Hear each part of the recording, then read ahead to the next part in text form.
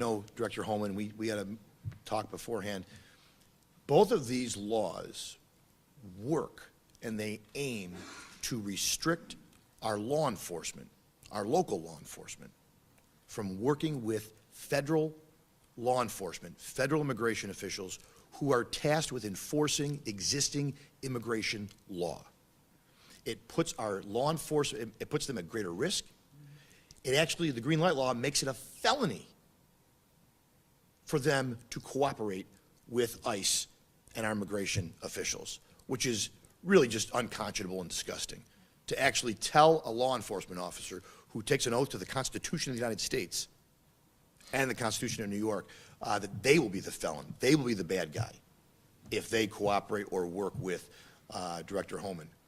He's in a time, you know, I think about Mayor Adams, who no one wanted him removed until he started working to try to end some of the sanctuary madness in the city of New York. And Director Homan, again, you know, might be able to speak to that as well. But Lakin's law, Laken Riley would be alive today if it were not for Jose Ibarra and sanctuary policies here in New York that released him. He should have been on a plane somewhere, and instead he went to Georgia and murdered Laken Riley. And the green light law, I've talked to Border Patrol agents, I've talked to immigration agents. This law is making their jobs more dangerous. It's making it more impossible to do what they have to do to protect the people of New York State. It's not about driver's licenses. If that's what it was about, that's all it would be in the law. But it's all about handicapping our efforts to police and secure our border and to deport people who are here illegally. And we're talking about the most violent and worst people who are here illegally.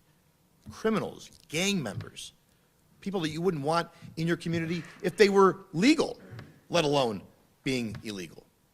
And so, again, these are two laws that our conference and the Assembly Republican Conference and the Senate Republican Conference have worked to get repealed and worked to get enacted.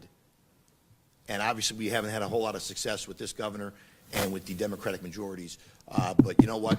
The cavalry is coming, whether it's Director Homan, whether it's AG Pam Bondi or President Donald Trump. There's people at the federal level now, New Yorkers in some cases, who absolutely understand what needs to be done, and they're doing it, and this conference stands ready to work with them any way we can. And so,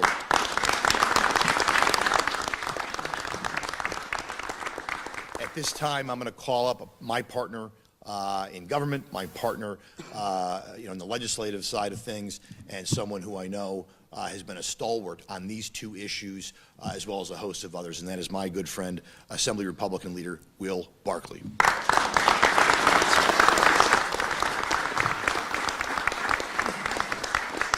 Thank you very much, Leader Ort. I appreciate the partnership that our conference have together, and I think it makes public policy, makes us move and be able to push public policy when we work together. It's a great honor for me to be here with Director Homan. As Leader Ort mentioned, I like to take pride in this because I'm in Oswego County, which I think is kind of on the border of the North Country, but I consider myself North Country, and he's a fellow North Country person, so we're very proud of what he's doing for our country, and he's very happy to have him here today. You know, I look at this migrant issue sort of on two sides of the ledger. I look at one side, insanity, and one side, sane. And the fact that Biden administration opened the border, and I was writing this today, I was thinking, how many illegals came in during the Biden administration? I said first thousands. I'm wrong.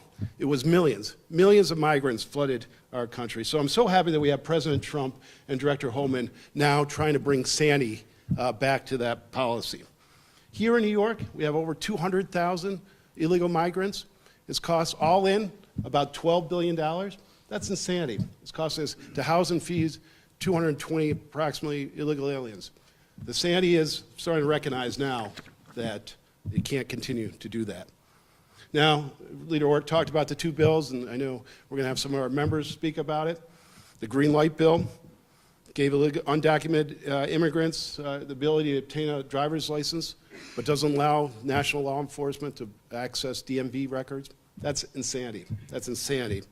And certainly the sanctuary policies that we've instituted on the state and in New York City that ultimately led to the tragic death of Laken Riley.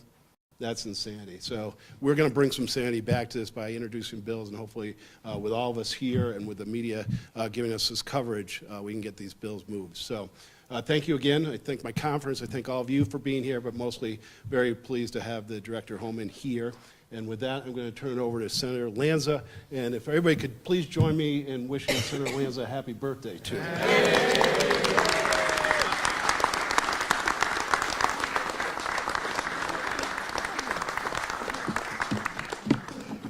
Good afternoon. Thank you, Leader Ort, Leader Barkley. My name is Andrew Lanza, and it is my birthday. It's great to see you all, but it's even better to see Director Homan. Leader Ort said it's it's cliche, but the cavalry has arrived. Laken Riley, a beautiful 22-year-old nursing student, someone at such a young age who had already dedicated her life to helping her neighbors, to making the world better. Savagely murdered in the prime of her life on a college campus in America. When I saw that as a father, I was horrified, saddened, and disgusted. How did it happen? Her murderer came into this country illegally through President Biden's open border. He was caught. The Democrats released him. Got away with crime one. Made his way to New York. Why New York? Because radical Democrats in New York, like Governor Hochul and others, Bill de Blasio in New York City, before this present mayor, said New York's a sanctuary. You're welcome. Make your way to New York. We're going to give you a free home, free clothes, free food, flat screen TV, cell phone, whatever you want. And don't worry, your neighbors, the people who are citizens here in New York, who are barely making ends meet, they'll pay for it all. So that's what he did. And then he was arrested for committing a crime in New York City. An unwelcome guest, but a guest here in our country commits another crime. He's arrested. ICE, federal agents, coming to get him. Sick, depraved leftist politicians in the state of New York said, hey, come with me, and opened the back door and secreted him out of New York. Made his way down to Georgia, and the rest you know. I think the people who did that have blood on their hands. Laken's Law. Here's what it says. And think about it when I talk to you about what it says. And ask yourself if you thought this was already the law. Laken's Law says that if someone is here illegally in our country and is arrested in New York, law enforcement has to notify ICE. Makes sense. But they don't, and they won't without this law. If you're convicted in a court of law in New York, the court has to notify ICE. Makes sense, but they won't and they don't without this law. If you're released from prison in New York after being convicted, the court system needs to notify ICE. They should, but they don't and they won't without this law. Could you imagine that this is not what's happening already in the state of New York? That there are people that are more inclined to help people committing crimes who are here illegally than protecting their own citizens. Director Homan, on Staten Island, there's a beautiful building on Father Capodanno Boulevard. This government, together with some Bolshevik non-for-profit, Home for the Homeless, kicked seniors and veterans out of their homes so that they could put people who are here illegally in that building. And again, everything paid by the taxpayers. Private security, room service. People across the street, citizens, working 2 jobs. They call it compassion, the leftist Democrats. It's not compassion, it's disgusting. It's insane. So what has their policy done? They call it sanctuary city. I call it a criminal hideout. Except you don't have to hide, because they'll protect you. 4 years, President Obama. I know we get numb to these numbers, but these are sons, daughters, brothers, sisters, mothers, fathers. 400,000 Americans lost their lives because of the fentanyl that came across that open border. 30,000 New Yorkers in those 4 years lost their lives. 30,000 of your neighbors died because of these compassionate sanctuary city, open border policies of the left. 30,000 of your neighbors are not with us anymore. Who else has come across that open border in the name of compassion? Terrorists, cartels, God knows who. God knows who. We know one of them took the life of a beautiful 20-year-old girl, 22-year-old girl, a little more than a year ago.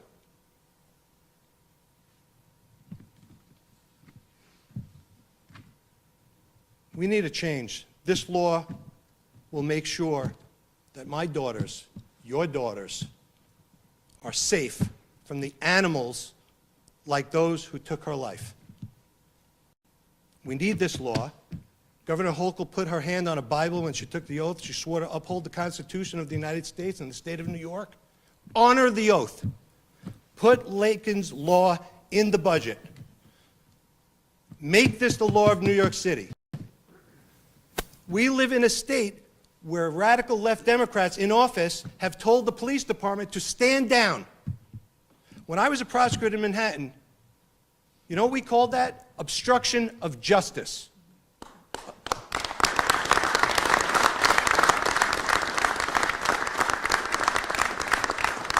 No one could be this incompetent, so we know it's part of their plan. But if we keep the pressure on them, maybe they'll see the light. I think there's a certain poetry in the fact that while New York radical left elected officials were a big part of the problem in this country, 2 native New Yorkers, President Donald Trump and Director Tom Homan, are going and are fixing it and are going to be the solution.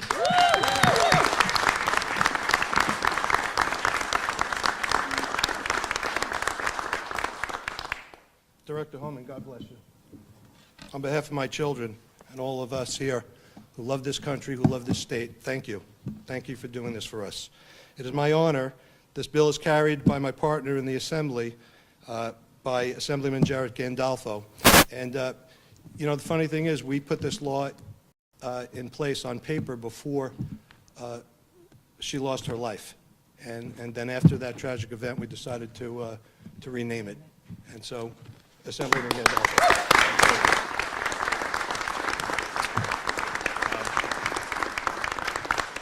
First, it's an honor to stand here with all my colleagues in both the Assembly and the Senate, those of us here who are fighting for sanity in this state. But it's even more of an honor to be joined by Director Homan, who at President Trump's direction is leading that fight for sanity at the federal level. We are so fortunate to have him here and to have an administration that takes border security seriously and has done a phenomenal job so far. To date, the Trump administration has made great progress on border security, and Congress has passed and President Trump has signed the Laken-Riley Act at the federal level. And what that does is prioritizes criminal illegal immigrants for removal from this country. Now it's time for New York to follow suit and to do its part and assist in the apprehension of these individuals.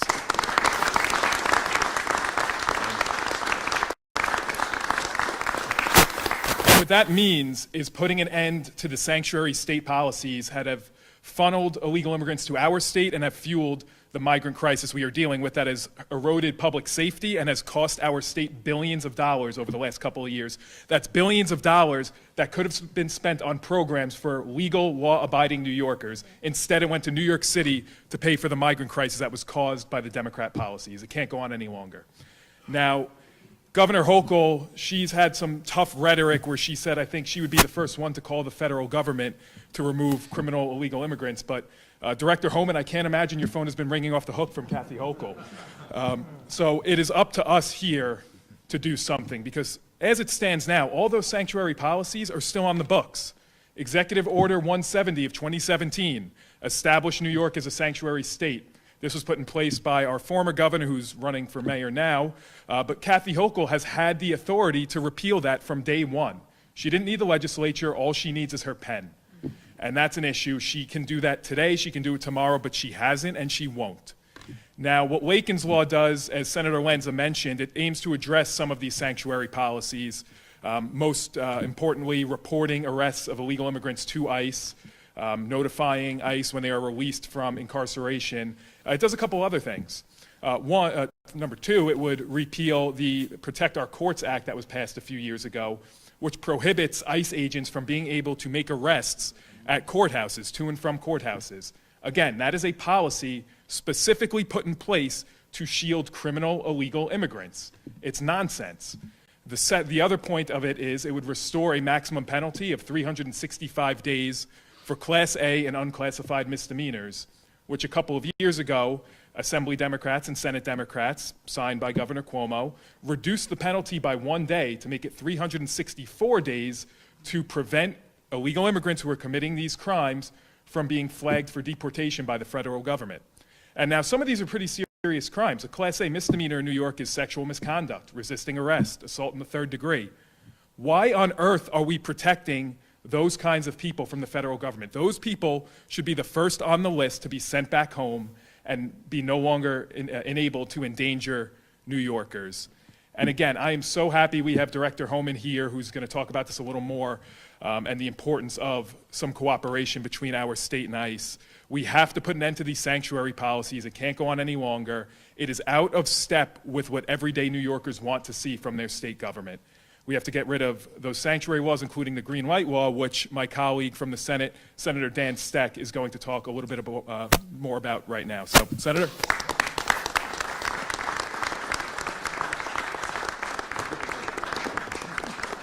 Good morning, everyone. Senator Dan Steck. I represent the North Country along the Canadian border from Lake Champlain all the way out to Ogdensburg. So that's Clinton County, Franklin County, and half of St. Lawrence County. Director Homan, welcome home, welcome back. It's great to have a fellow North Country native here in the room with us and having our backs both on the northern and southern border. Absolutely delighted. To talk about the green light bill. In 2019, one of the first acts after one-party rule came into effect after the 2018 elections, chomping at the bit, Albany Democrats couldn't wait to start their agenda.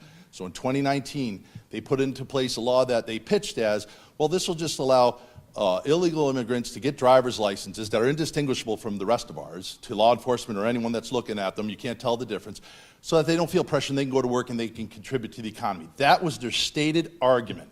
What they didn't highlight, but which is the God's honest truth, is that that law also prohibits local and state law enforcement from coordinating with any federal agencies having to do with immigration. It prohibits them from sharing DMV data, the license plate readers that we all pay for that are all over the place.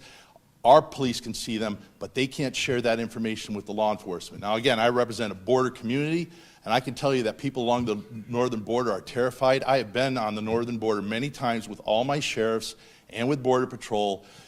Last year, more illegal crossings on the Canadian border occurred in the Swanton sector, which runs from New Hampshire to Watertown, than the rest of the Canadian border combined. People are flooding in, and they're coming predominantly, according to my briefings from Border Patrol, from Bangladesh and India. So they're not walking here, and they're not swimming here. They're flying in airplanes, they're landing in airports. So they're already in a captured environment as far as, you've got to go through a border to get here. But once they get off the plane, they start making their way south. They're not flooding Seattle more than any other sector on the border. They're crossing in my district to go to New York City because Kathy Hochul and the Democrats turned on the big magnet and says, come here, we'll protect you, we'll give you free food, you can step over the homeless veterans on your way into your free housing, we'll give you the cell phones and $1,000 a month EBT cards. That is the insanity of Kathy Hochul's Albany. She's done nothing to change it. She has emergency authorities, as we all learned from COVID, to waive any law. She hasn't lifted a finger to do anything with the green light law. Last fall, first week of school in northern Clinton County, 9 immigrants stopped a school bus at a school bus stop, banging on the door because they wanted to ride into town. I'm pretty sure a yellow school bus is internationally known. But these are parents putting on elementary school kids the first week of school onto, and that's their memory, their cherished memory of first day of school in Clinton County was being accosted by illegal immigrants at our border, at a bus stop. It's absolutely insane. So in 2021, after a conversation I had with the sheriff of Clinton County, Dave Fabro, he said, you know, why don't we at least exempt the border counties so that we can talk to our partners in green and do something about this. Great idea. Wrote a bill. Bill's in. It's carried by my friend and colleague, fellow North Country native Scott Gray, who you're going to hear from in just a second. It would simply allow, it would waive the green light law, and it would allow, again, that communication. That we are asking, the Albany Democrats are requiring by law our federal partners to operate blind. They're literally holding their hands over our law enforcement on the northern border. And again, the most heavily trafficked, illegally crossed, you're talking drug traffickers, human traffickers, you're talking fentanyl traffickers, gun runners, everything you got. They're back and forth between Montreal and New York City, my district. And Kathy Hochul's done nothing for it. So again, this bill would repeal the green light bill and restore some sanity, and again, make New York safe again. Tom Homan, thank you so much for your leadership and for being here today. It's a delight to be here. And again, I'll call up all of our friends, and your good friend, Scott Gray, to talk about his end of the bill. Thank you.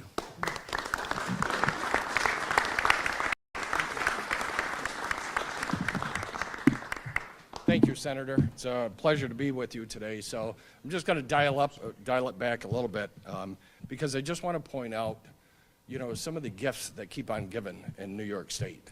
And, you know, we have one-party rule, and we have a lot of self-destructive policies with one-party rule.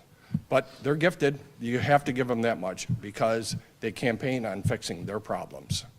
So let me give you a couple of different examples. Affordability, you're hearing that word every other day here, probably every day here. And yet they propose over $250 billion budget, right? They have CLCPA, which is probably arguably the worst policy in New York State that is driving utility bills up. We are soft on crime, but yet they tell you they're concerned about public safety. You've heard a couple of bills today that have discussed just exactly where they're soft on crime.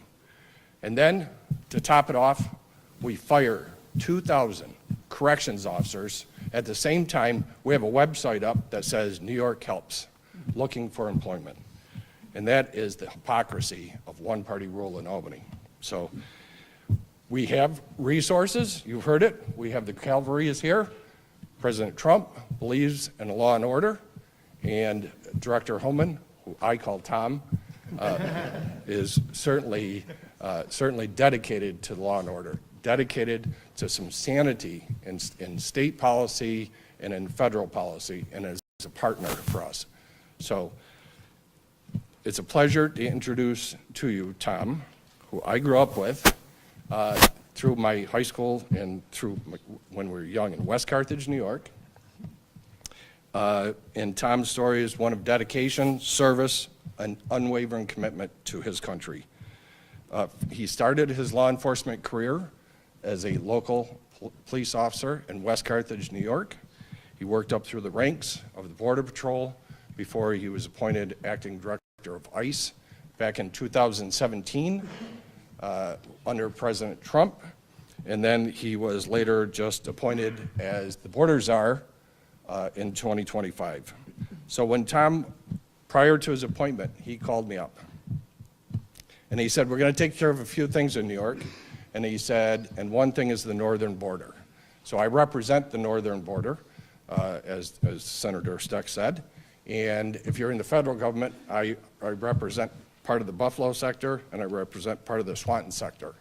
So we've had a tremendous amount of illegal crossings, dangerous illegal crossings by water and by land, including the New York Power Authority dam up in Messina. And Tom said, he said, I promise you, we will not forget the northern border. We'll take care of the southern border, and we'll secure the northern border. The southern border is just as important to us right now because the men and the women of the 10th Mountain Division that is home to our area with Assemblyman Blankenbush are deployed on the southern border to assist. So we're very much paying attention to that. So Tom rose through the ranks. He was in charge of ICE, acting director, a force of 20,000 personnel across there. And he was recognized for his service with the Distinguished Presidential Rank Award, as well as a National Security Medal, excuse me. And then again in 2025, he's been appointed the Border Czar. So his deep experience, his knowledge of immigration enforcement, and passion for securing our homeland and territorial integrity for the United States. And he's the right man for the job at the right time when we needed him. Tom has worked under 6 presidents. I will tell you, his largest deportation effort that has been completed to date was under President Obama. So hopefully this one will top that because we have more immigrants, more migrants in here through the Biden administration than ever before. So as I like to tell everybody, from West Carthage, New York, to the West Wing, my dear friend, I call him Tom, they call him a director, Tom Homan, please.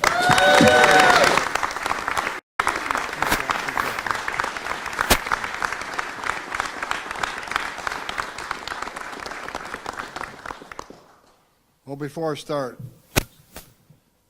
to New York State Correctional Guards, I'm with you.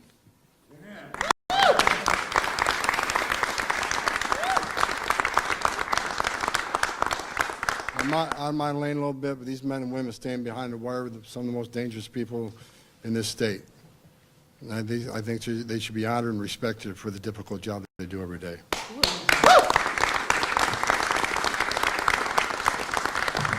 So today's my birthday. Every day's my birthday. Because I worked for the greatest president of my lifetime, Donald Trump. And that's just a stone cold truth. I've worked for 6 presidents, starting with Ronald Reagan. Every president I worked for took steps to secure the border. Even President Clinton and Obama took steps to secure the border because they understood you can't have national security. You can't have strong national security without border security. No one understood that better than President Trump's first term. His success on the border was unprecedented. Unprecedented. Now, he just came back in office, and I came back out of retirement for the second time to serve as president because I respect him so greatly. He did in 3 weeks what Joe Biden couldn't do in 4 years. Border numbers right now down 96%.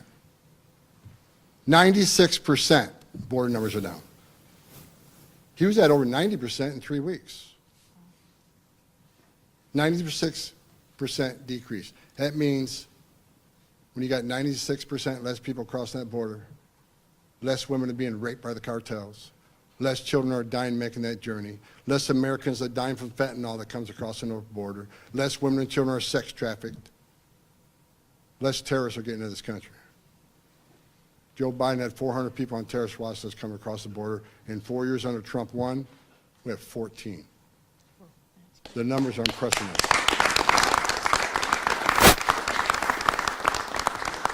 And before I get to the green light law, let me set the facts straight, because I'm reading a lot of stuff in newspapers just simply isn't true. President Trump promised the biggest deportation operation in the history of this nation. That's the right thing to do. It has to be done. Let me explain why. We had millions of people come to our border, make claims of asylum, demand the right to due process, the right to see a judge, and they were provided that. But due process doesn't mean anything if the final decision of the courts aren't carried out. So for those 90%, actually about 86.4, I think, last time I looked, 90% of those who come to our border claim asylum end up with an order removal after due process. If we don't execute those orders, then what the hell are we doing? Shut down immigration court doesn't mean anything anymore. Take the Border Patrol off the border, there's no consequences. No, when you have a mass migration such as this, where 9 out of 10 will get order removal, they have to be removed. Because if you don't, you send a message to the whole world, you can enter our country illegally, which is a crime, and you can ignore a federal judge's order for deport. If that's the message we want to send as a country, you're never going to solve the problem. Women will continually be raped making that journey. Children will be raped making that journey. People will die making that journey. More Americans die in fentanyl. We have to have consequences for violating laws in this country. So at the end of a historic illegal immigration, where the vast majority get order removed, there has to be an historic deportation operation, or the whole system is broken. So that's why it's necessary. And let's be clear, President Trump is committed, and I've committed, that we're focusing on public safety threats and national security threats. The worst first. Look at the numbers that bear it out. By media reports that you're arresting a lot of collaterals, non-criminals. Well, guess where most of them are being arrested at? Sanctuary cities, sanctuary jurisdictions. Because if you don't let ICE into jail to talk to the illegal alien that you locked in a jail cell, not us. You took an illegal alien and locked him in a jail cell. That's who we want to talk to. But instead of letting us give us access to it, honoring our detainer, what did you? Release them in the public. What does that mean? That means the men and women of ICE are going to have to go out in the neighborhood and find them. So sanctuary cities are going to get exactly what they don't want. More agents in the community and more collateral arrests because you have forced us in the community because you failed to let us into jail. What a shame. Why not give access? Someone in the country that committed a crime against U.S. citizens sitting in jail. Why not give access ICE to that person so when you're done with them, we can have them and do our job? Because releasing a public safety threat back in the public is just stupid. Just common sense.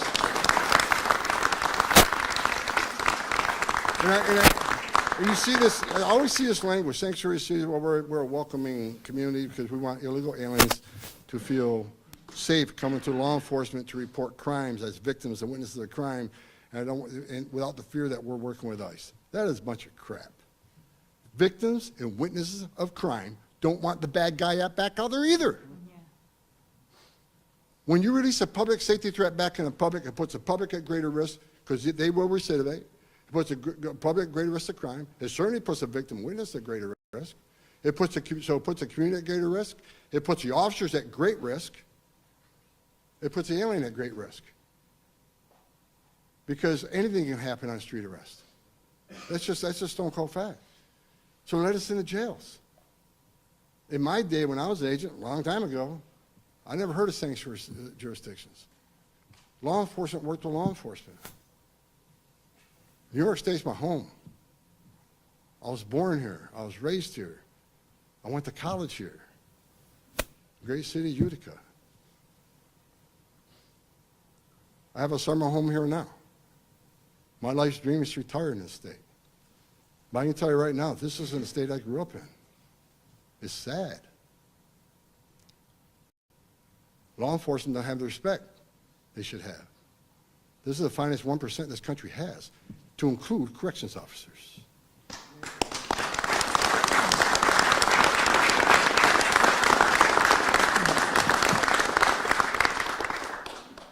I'll say it again, President Trump's the greatest president of my lifetime. As a guy who fought border security my whole life, as a guy who stood in the back of a tractor trailer and 19 dead aliens who baked to death, including a 5-year-old little boy. As a guy who's talked to young ladies as young as 9,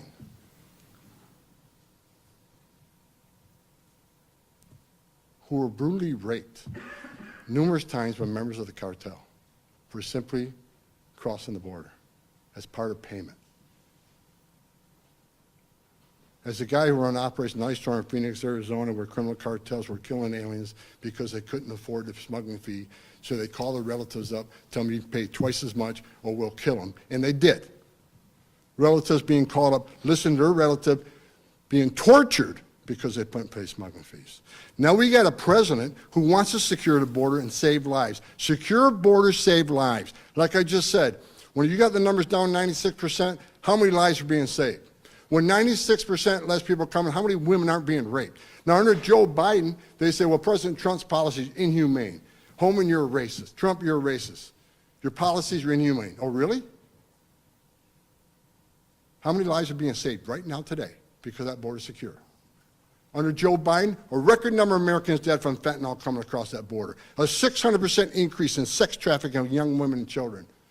A record number of Americans dying from fentanyl coming across the open border. Don't tell me about humanity. I've seen the worst of the worst. And everybody always says, why do you get so emotional? Why do you get angry? I get pissed off that anybody wants to purposely open this border up and put lives at risk.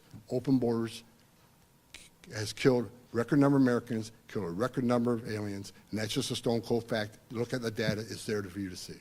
President Trump's saving lives every day. President Trump committed to concentrate on the worst of the worst and driving down illegal alien crime. That's exactly what we're doing. I looked at the numbers this morning. We're about 35,000 interior arrests, somewhere in that neighborhood. Vast majority being criminals. There are non-criminals, but again, sanctuary cities is to blame for most of that stuff. So we're keeping our promise. I want to be clear. If you're in the country legally, you're not off the table. I made that clear from day one. It's not okay to be in this country illegally. It's a violation of the law. And for members of Congress saying it's not it's not a crime, enter the country, wrong. As a member of Congress, you should know what the law says. It's ridiculous. Now we got Congress people out there saying they're educating illegal aliens to their constitutional rights. Okay, you can claim that. We all know what's going on. You're teaching people how to evade law enforcement, which means we're arresting less child predators. We're arresting less people convicted of sex crimes and serious assault crimes because they're educated. Fine. You're not going to stop us. New York State, you got to change the sanctuary status. If you don't, get out of the way because we're going to do our job. I like to work with law enforcement. I think cops should work with cops. I thought we learned after 9/11, should be no stovepipe, should be working cops with cops. Now let's talk about the green light law. Let's talk about your governor. Your governor who's staying on national TV after NYPD were assaulted by illegal alien gang members. You had a woman burned alive by illegal alien subway. Your governor stands on national TV. I think criminal aliens should be deported. What's one of the first things she do? She goes down to New York City and tries to fire the mayor who wants to help me find public safety threats. Let me give a shout at Mayor Adams. Like him or love him, I called him up for 2 years by not doing enough. As a career cop, he wasn't doing enough. But when I sat down with him back in November, he came to the table. He wanted to help on significant public safety threats. He don't want to be an immigration officer. I don't want to be an immigration officer. But the mere fact he wants to get us into Rikers Island, where people are locked up because they committed a crime, he wanted to get federal immigration authorities back into Rikers Island to talk to illegal aliens who committed a crime against a citizen. And the governor runs down there and wants to fire him because he's working with Tom Homan? And as far as all this, well, he's making a deal because of his criminal issues, I've been talking to him since November, had nothing to do with that, as far as I'm concerned. I'm happy that the mayor of New York City, the largest city in the world, is actually sitting down with law enforcement to make that city safer. He wants to be a law and order mayor. Then your mayor who says criminal aliens should be deported goes down there and wants them out of office. Then and at the same time she says it, she got a green light law, which prevents ICE and CBP, who again are focusing on national security threats and public safety threats. You can't have access to DMV data?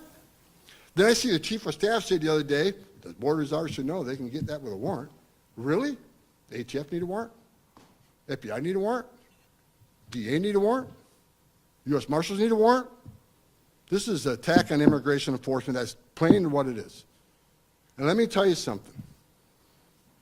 In my 40 years doing this job, I've buried enough Border Patrol agents, I've buried enough ICE agents. When you don't give access to important data that helps drive a criminal investigation, to help them to identify exactly who this person is, you're putting their life at risk. The men and women of the Border Patrol, men and women at ICE, they strap a gun to their hip every day, they put a Kevlar vest on, they put their lives on the line. We just lost one in Vermont a few weeks ago. And you can prevent these officers from having from DMV information that's going to help drive a criminal investigation on a national security threat, public safety threat.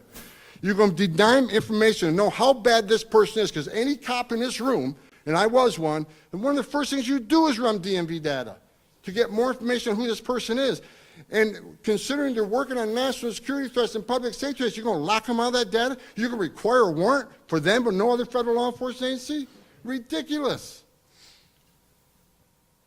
So she's talking about both sides of her mouth. Oh, I want to report it, but she puts all the roadblocks where it's not happening. You have illegal alien crime murders happen in this state. I think you had some in Buffalo, you had some in Syracuse. Never heard of that in my day when I grew up here. We're a nation of laws. No one should be pushing back on removing public safety threats from their communities.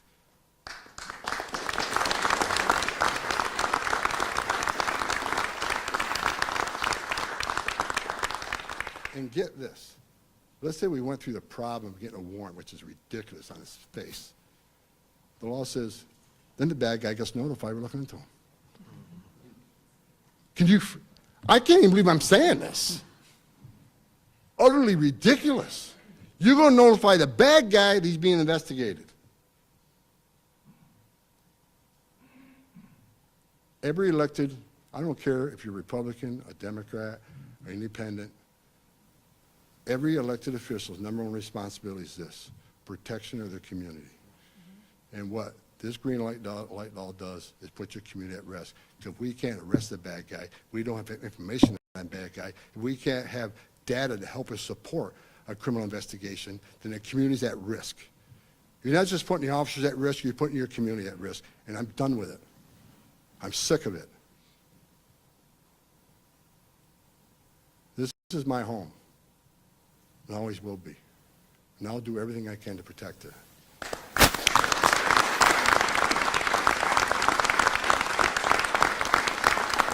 And as Scott says, you got to tell people like I grew up on the northern border. I have a home on the northern border now. I care what happens to the northern border because I grew up here. So Scott was right. Northern border is not being ignored. President Trump's committed to securing the southern border. We got record security now. I'm focused on the northern border now because President Trump made a promise to the American people. His mandate was to enforce immigration laws, secure our border. Securing our border save lives. And for those that don't know, a lot of special interest aliens enter through Canada. The likelihood of a terrorist coming across the northern border is very likely. We're going to pay strict attention to the northern border, just not New York, the entire northern border. But under Joe Biden, let me tell you what he did to your northern border. Under Joe Biden, millions of people coming across the border, about half of the northern border agents were assigned on the southern border. And the half that stayed here, many of them were processing illegal aliens virtually from the southern border, which means the northern border was lawless.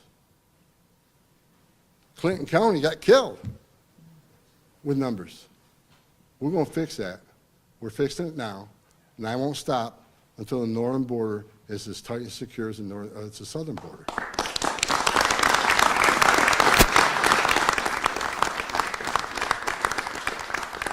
So I'll end with this.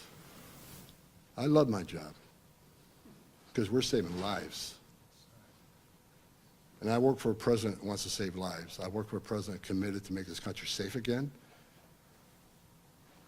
And that's exactly what we're doing. You want to hate on me? Hate on me. I eat it up. Because I know what I'm doing. And if anybody in the media or anybody that doesn't support this president and his mission, wear my shoes for 35 years and see the tragedies I've seen. I'm sick of it. Lakin Riley, God bless her. Listen to 17 minutes of that young lady. 17 minutes fighting for her life. She didn't want to die. That young girl fought for her life. Can you imagine? And why don't you she just didn't die. I want you to think about something. Put your daughter in her shoes, or your sister, or your mother. Think how terrified her last minutes of life were like while she's suffering, fighting just to survive. Lakin Riley's one out of many. I've met hundreds of angels and moms and dads who buried their children. You know, I always hear all the time, family separation, Homan's the godfather saying separation. Let me be clear. Zero tolerance is about saving lives. Because we figure we start prosecuting people who violate the law and put the children in harm's way, maybe they stop coming. And they did. The numbers went down. It's unfortunate families got separated. But it happens to American families every day. It's going to happen in Albany today that American family will be separated by law enforcement because the child can't go to jail with a parent. But you want to talk about family separation? 500,000 children on Joe Biden were trafficked into this country. They can't find 300,000 of them. That's a separation. But you know what President Trump's committed? We're going to find them, and we're going to save them, because many of these children are in forced labor, many of these children are in forced sex slavery. We're going to save them. This administration. What is,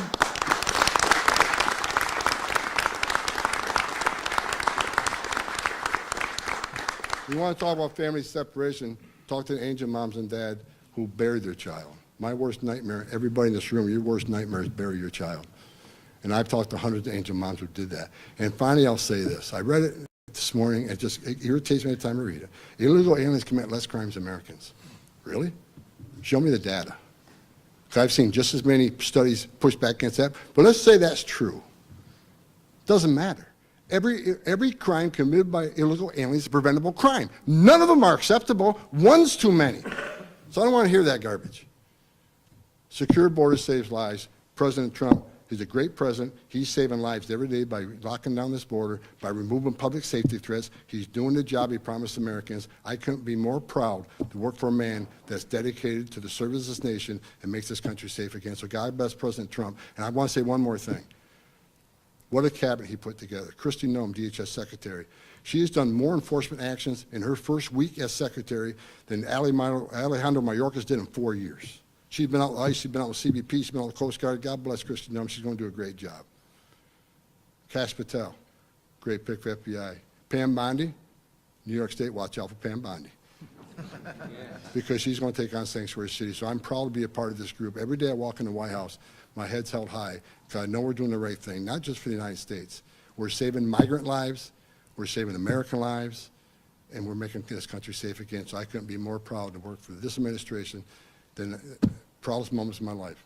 I love my job, and I love New York, and I'll never forget about New York. So,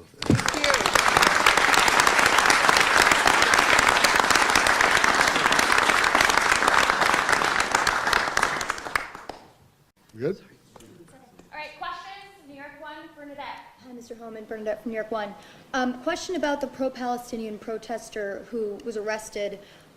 President Trump said that he was distributing pro-Hamas flyers and that he wanted him out of the country. What more can you tell us about any violation of his visa? What crime did he commit? And another follow-up with Mayor Adams, you said that you were going to be... Let me for the first one. His actions are directly contradictory to the United States foreign policy. That's a Secretary of State. That's a charge on the Secretary of State. We consider him a national security threat. When you're on campus and they say, and I hear freedom of speech, freedom of speech, freedom of speech. Can you stay in a movie theater and yell fire? Can you slander somebody verbally? Free speech has limitations, but when you go to a college campus, you incite protesting and locking down and taking over buildings and damaging property and handing out leaflets for Hamas, who is a terrorist organization. Coming to this country either on a visa or becoming a resident alien is a great privilege, but there are rules associated with that. You might be able to get away with that stuff in the last administration, but you won't under this administration. New York Post 1. Go ahead. Can I just do a follow-up quickly? With Mayor Adams, you said that you'd be watching him and making sure that he would comply with whatever it is that you discussed. Are you getting a progress report from City Hall? Do you think he's doing a good job in following up with you? We're in discussions right now. How do you like what he's been doing since you met? What have you He's seen? made What's great tangible? commitments. We're already working on some things. I can't share it all with you right now because until we get a signed agreement, I don't want to comment on it.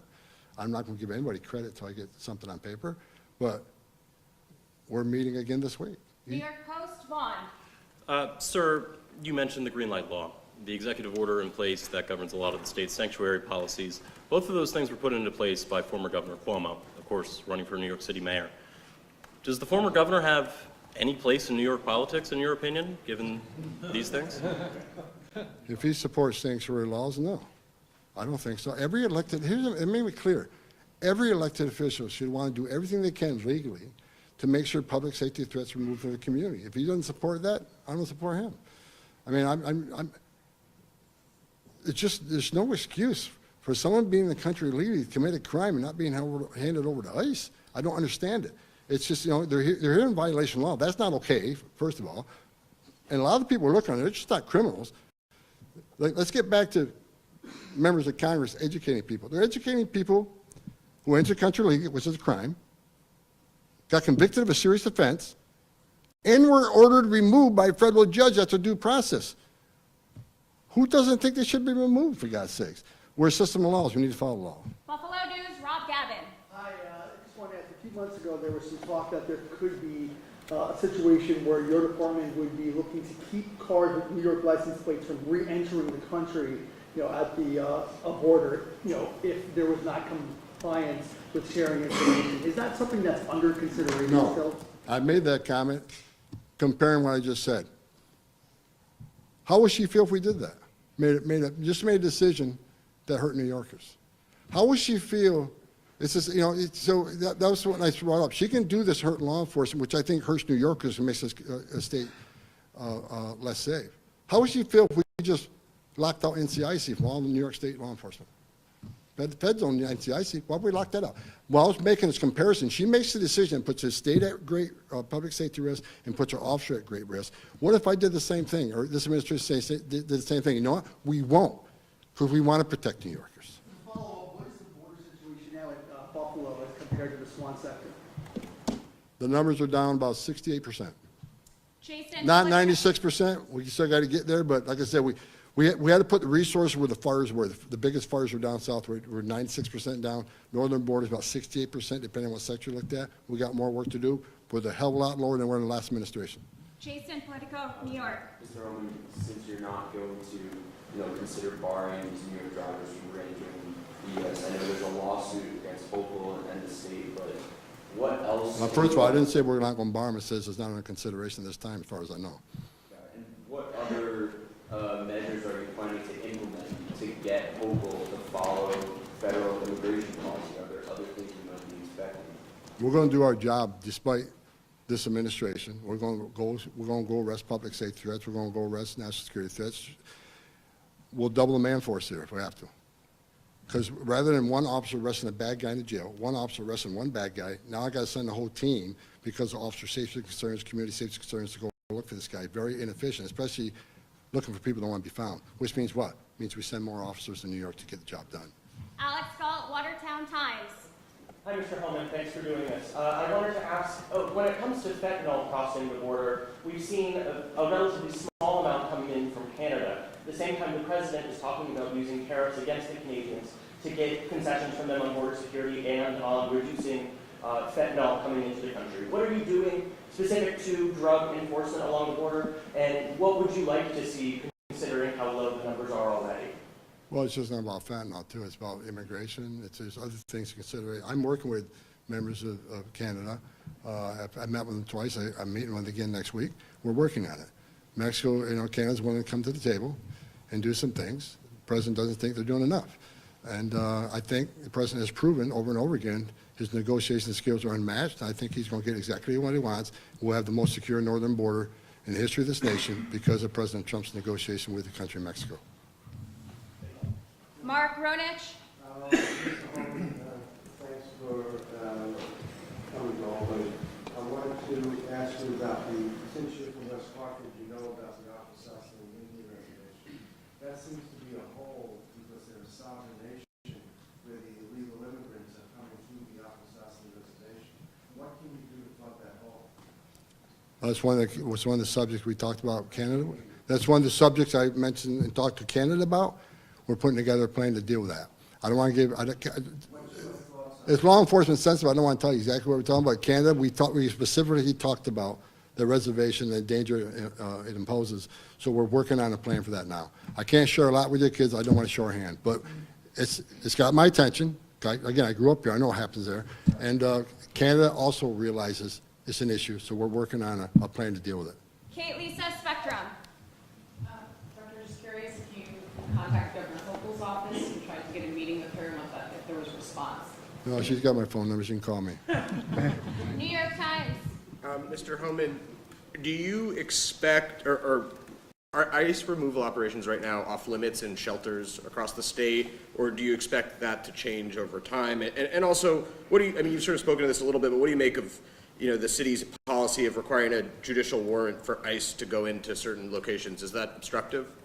No, it is. It's terrible policy. And as far as the sense of location policy, we had our own, we had our own sense of location policy, and we did away with it. I'm glad you brought that up because, people are saying, "Oh, ICE is going to raid schools. ICE is going to raid churches." It's just such crap. We're not going to raid churches. We're not going to raid schools. But however, we're going to be like every other state and local and federal law enforcement agencies. If there's an MS-13 gang member who's going to high school, and he's wanted for serious public safety violations, we're going to go in that school and arrest that MS-13 member. If we know he's there right now, he's a public safety threat, we have a warrant, let's go get him. We know where he's at so he doesn't get away. So it's not about raiding schools, it's not about raiding churches, but the left's pushing it, trying, we don't have to, no one instills fear in the immigrant community, is the left, the Democrats, they instill fear. ICE is going to raid schools. And we got kids not going to school because they think their school's going to be raided. It's ridiculous. What about the shelters in the city? Is that an area you guys are staying away from right now, or do you expect to go into those at some point? We're going to enforce the law no matter where it is. Gotham, next question. Mr. Homan, thanks for doing this. Yeah. Specifically, if Lakin's Law doesn't pass, if this lawsuit against the green light law goes nowhere, what are the different kinds of things you would consider doing? What are the other steps of courses of action you can do? And specifically with that pro-Palestinian student from Columbia, on his arrest papers, what exactly does it say in terms of the charge? I'm familiar with the exact charge. I can just tell you what my discussions have been with it, is that it's a direct violation of our foreign policy objectives.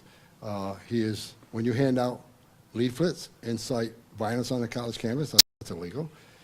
Being in this country with a visa or a resident alien card is a privilege, and you got to follow certain rules. Resident aliens get removed all the time when they commit certain crimes. So he's no different. And he's not going to be the only one. And your first question is, look, Pam Bonnie's already filed a lawsuit. If she has to keep filing lawsuits, that's what we're going to do. I'm hoping the voters of New York State see what we're doing. And I'm not asking somebody to vote either way. I can't do that. But I'm saying that I think the voters, look at exactly what ICE is doing, who we're arresting. I think President Trump has a lot of support for what he's doing. The majority of Americans believe in removing criminal threats. And I think New York feels the same way. I don't know if your elected politicians do. I know the ones behind me do. But I'm hoping that more and more we educate the American people exactly what we're doing, exactly who we're arresting. I think there's going to be pressure put on New York to do their common sense thing to protect the communities of the state. So I just want to make sure, you're not familiar with what the arrest charges are. I have not read the arrest report. I've been traveling, but I'm aware of the arrest. I'm aware of why he was arrested, and it's justified what happened to him. CBS, Tom Eshwin. Mr. Homan, you go down the street here in Albany, they're down dozens of police officers. Do you think local law enforcement has the resources to both cooperate with ICE and also conduct public safety for Americans that are committing crimes? Yes. Why? Because they want public safety threats out of their community too, and they're willing to work with feds to make that happen. Every time I go to New York City, I don't think I've ever seen an NYPD officer that didn't come shake my hand and thank me for what we're doing. They want to help. These officers, they don't get paid a lot of money, but they want to protect their community, and they know someone's here illegally, and they can help not only remove them from the community, remove them from the country, make the community safer. They're all in. And I don't think it takes a lot of, rather than arresting the same guy 5 times, arrest him once, give him an us. You don't arrest him anymore. I think it's going to relieve a lot of officers' time on the streets. And plus, we're talking about, again, I'm not asking the immigration officers. I'm talking about let us in your jail to arrest a bad guy in the jail. That way the PD's not dealing with him anymore when he goes out and recommits. So I think let's put it this way, I've never met a law enforcement officer that came to me and says he does not support the removal of criminal aliens. It makes our community safer, and that's what they're all about. That's why they wear that badge. That's why they took that oath. Do you think the dismissal of the charges against Adams will make immigration enforcement easier in the city? It has nothing to do with anything about I don't know anything about his criminal investigations on my lane. I truly believe, I sat down with the guy. I saw a career cop in him really concerned about making New York City safer. And I'm going to be clear on this. Not every criminal in New York is an alien. Not every alien's a criminal. Public safety threat. But there's some that are. So I think he shares a feeling with me. If we meet New York safer by removing public safety threats that are in the country illegally, that's less he has to deal with. It makes the community safer. Every public safety threat, illegal alien we take out of New York City makes that city more safe. Last question, Times Union, Dan Clark. Over here. Hey, Mr. Homan. Hi. Thanks for coming here. Just to clarify with the governor, so has there been any communication between you and anybody in her administration? And second, She hasn't communicated with me. she hasn't communicated with you, and has your office reached out at all? No. And the mayor, you said that you're waiting, you're Let's negotiating. be with clear, some- I'm doing nothing wrong. She is. Sure. On the signed agreement with the mayor, can you just kind of clarify what you're seeking there? Like what it would take to get an agreement, I guess? Are you just seeking like a signed agreement on the Rikers? No, I want to get, look, the mayor's committed several things. Getting us in Rikers Island and help me find 300,000 children, where many are going to be in New York City. Children that are in forced labor. Not all of them. Some of these children will be with families. It's perfectly fine. But look, I've done this for 40 years. I guarantee you some of these are in forced labor. We've already found some in forced labor. ICE has already had investigation in meatpacking plants and other things. They found these children. We want to save the children. He equally is committed to finding children, and the immigration consequences will come later. But right now, many of these children are waking up, living a nightmare every day, and he's equally concerned that we save these children. So he's trying to do the right thing. I really truly believe he wants to make New York City safer, and you make New York City safer when you work with federal law enforcement partners, not lock them out like New York State's done. Great. Thank you, everybody. Thank you.